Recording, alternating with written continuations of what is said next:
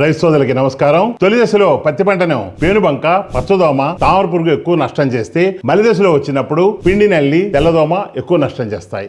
ఈ పిండి నల్లి అనేది ఈ రసం పీల్చే పురుగులు పూత మీద, మొగ్గ మీద, లేత కాండం మీద తెల్లని పొడి వంటి పదార్థాన్ని మీద కప్పుకొని లోపల నుండి రసాన్ని పీలుస్తూ ఉంటుంది.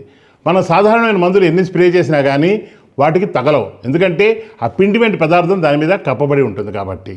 అదేవిధంగా తెల్లదోమ, ఈ తెల్లదోమ చేసే నష్టం అంతా ఇంత కాదు.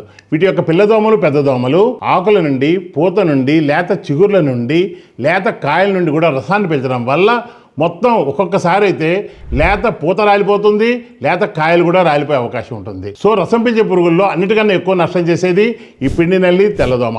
సాధారణమైన మందులు వీటిని నివారించలేవు. సినర్జీ అగ్రోకెమికల్స్ వారిది క్లైమాక్స్. ఈ క్లైమాక్స్ అనేది పైరోప్రాక్సిన్ మరియు బైఫెన్థ్రిన్ ఈ రెండు పదార్థాలు కలిసి ఉంటాయి కాబట్టి ఈ తెల్లదోమను కానీ పిండి నల్లిని కానీ చాలా సమగ్రంగా, సంపూర్ణంగా నివారిస్తుంది.